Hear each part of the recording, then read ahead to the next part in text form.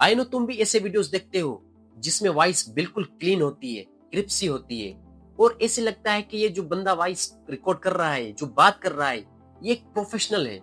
And I know कि तुम भी कॉन्फिडेंटली बोल सकते हो कि जो तुम्हारी वॉइस है वो भी क्लीन है और क्रिप्सी है। बट तुम अपनी वॉइस से अर्निंग नहीं कर रहे, तो तुम अपना टाइम वेस्ट कर रहे हो।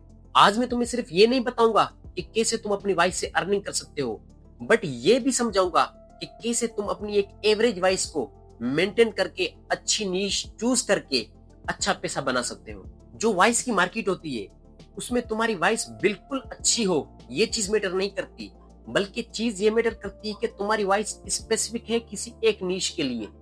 तो जो तुम्हारी वॉइस होगी वो सब क्लाइंट्स के लिए नहीं होगी, वो एक स्पेसिफिक ऑडियंस और स्पेसिफिक क्लाइंट्स के लिए होगी।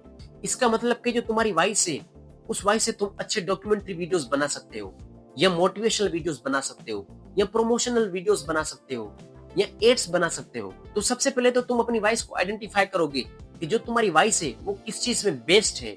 डॉक्यूमेंट्री वीडियोस में बेस्ट है, मोटिवेशनल वीडियोस में बेस्ट है, या एक्सप्लेनर वीडियोस में बेस्ट है। तो जब तुम अपनी कैटेगरी चूज कर लेते हो उसके बाद ही तुम्हें एक डायरेक्शन मिल जाती है कि तुम्हारी ऑडियंस और तुम्हारे क्लाइंट्स कौन कौन होंगे। अब उसके बाद हम बात करते हैं क्लाइंट्स तुम्हें कहां पर मिलेंगे। तुम्हें क्लाइंट्स मिलेंगे सोशल मीडिया अकाउंट्स के थ्रू।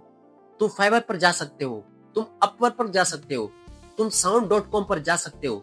वहां पर तुम्हें क्लाइंट्स मिलेंगे और वो क्लाइंट्स होते हैं न्यू यूट्यूबर्स, वो क्लाइंट्स होते हैं न्यू कंटेंट क्रिएटर्स, वो क्लाइंट्स होते हैं वो लोग जो यूट्यूब पर या सोशल मीडिया पर काम तो करना चाहते हैं लेकिन अपनी वॉइस नहीं ऐड कर सकते। तो तुम्हें ऐसे क्लाइंट्स ढूंढने हैं और उन्हें रीच आउट करना है और उन्हें बताना है कि सर मैं आपको अपनी वॉइस दे सकता हूं और अगर आप मेरे साथ काम करोगे तो मैं पहले आपको फ्री में डेमो दूंगा। तो अगर आप उस चीज से इंप्रेस होते हो, इट मींस कि अगर मेरी जो वॉइस है वो आपके क्राइटेरिया में फॉल करती है तो आप मेरे साथ काम करना और मुझे पे करना। Otherwise there is no obligation from your side and our side. अब क्वेश्चन ये है कि क्या लोग तुम्हारे साथ काम करेंगे? तो इसका जवाब है कि नो। अगर तुम 50 बंदों को, 50 लोगों को, 50 क्लाइंट्स को मैसेज करोगे और उन्हें सर्विस दोगे, फ्री में डेमो दोगे, तो उनमें से 10 लोग तो ऐसे जरूर आएंगे कि जो तुम्हारे साथ काम करेंगे। सब नहीं काम करेंगे, लेकिन जितने ज्यादा लोगों के पास रीच आउट करोगे उसमें से कुछ ना कुछ लाजमी ऐसे लोग निकलेंगे, लाजमी ऐसे क्लाइंट्स निकलेंगे जो तुम्हारे साथ काम करेंगे।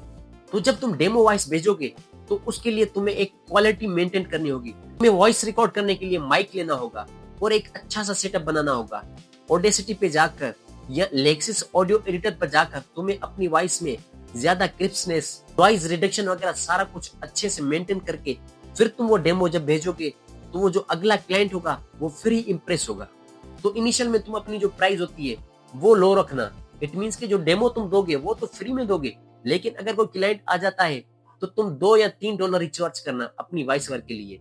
तो ज्यादातर क्लाइंट्स आपके पास आएंगे क्योंकि आप उनके रिक्वायरमेंट्स भी पूरी कर रहे हो और आप जो उनसे प्राइस ले रहे हो वो भी कम ले रहे हो।